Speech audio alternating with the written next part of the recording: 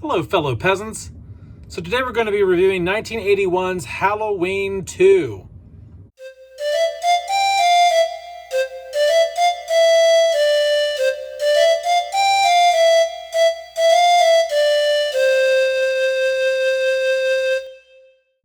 Okay, guys, so I just got done watching 1981's Halloween 2. I've got the film here. This is the 4K. Looks great. Got this a few years ago from Shout Factory. They put out a bunch of the Halloween films, so I went and got all those. The film overall, what do I like, what do I not like about Halloween 2 from 1981?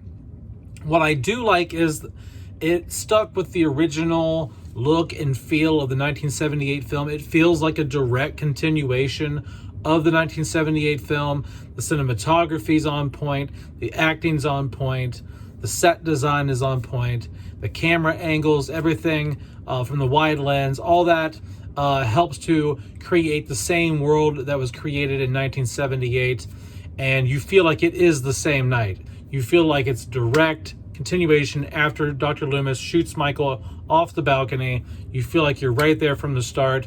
The movie even picks up from that moment. I like Michael's kills in this. I like the needle in the eye. I like the scene in the therapy tub where he drags her head down and he kills her that way. The mask in this is good. The mask in this is the original Shatner mask, but it had been laying under Deborah Hill's bed for like 3 years, and I guess she's a chain smoker, or she was, and so the mask got kind of like, it was laid in a box under her bed, and just got smoke in it, and just it aged, and so it doesn't look quite the same. Dick Warlock's head, who plays Michael Myers in this, his head's a little bigger than Nick Castle's, so the mask looks different in that regard too, but overall it's still the same mask from 1978. Dick Warlock does a good job as Michael Myers, so that is another aspect of the film that I like. Dick Warlock does a great job. Little too robotic at times.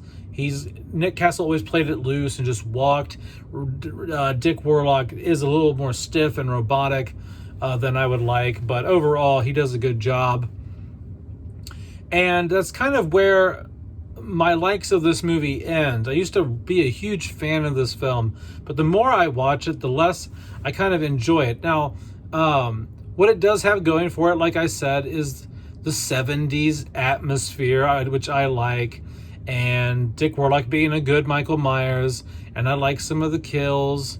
But overall, guys, I think what I really don't like about this movie is that it's slow. It drags. There's not much story here.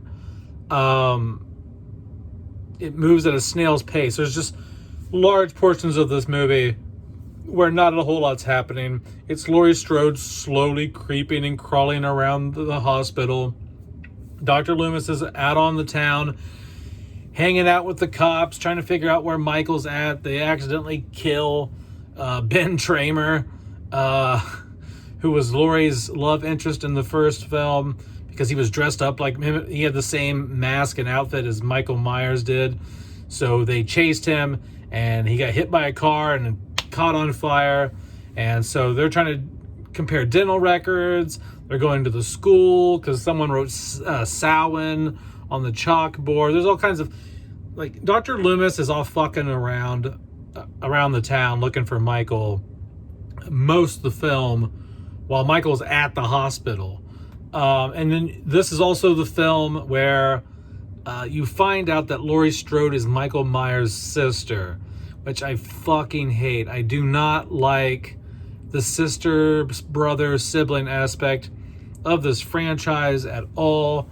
It's one of the major reasons why I actually like the 2018 film as a sequel over the 1981 film, is because once you give it the sibling aspect, there's motive. Michael has motive. I don't want Michael to have motive. Michael did not have motive in the first film. When he killed his sister, he didn't have motive. When he was killing the babysitters in the first movie, he didn't have motive at all. okay? And so when you give him motive, he's less scary. It's scarier to not know why he's going around killing people. And this movie kind of ruined that. Well, it did ruin that in a sense. And for me, so I hate the sibling aspect. I know it was a thing. It was the major component to this franchise for so long. And it's what a lot of people used to love or still love about this franchise, the sibling aspect. I could give a rat's ass less about it. Don't care. And I think that is definitely the nail in the coffin for me for this film. Other than, it's slow. It's at a snail's pace. It's some like there's points in this film where I'm just like, all right, come on, let's get on with it, But I can at least live with that. But I can't live with Michael having fucking motive. Like all of a sudden, she's his sister. You know what I mean? It's like, I understand what happened. John Carpenter said he was drunk as shit when he wrote this script, and that he threw it in or whatever. I don't know. But I don't know.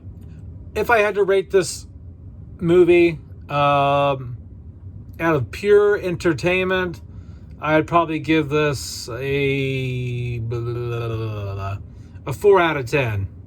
If I'm comparing it to other movies in general that I like. As a Halloween film, I give it like a 7 out of 10. But the sibling aspect sucks. I don't like it. And so the movie ends with Dr. Loomis finally getting to the hospital, and Laurie shoots him twice in the head, and then Dr. Loomis blows himself up with Michael, and Michael walks out all charred and in flames, and he falls down. Laurie goes home in an ambulance, or wherever the hell she goes, and the song Mr. Sandman plays at the end while you watch Michael's mask burn, and then it cuts to credits.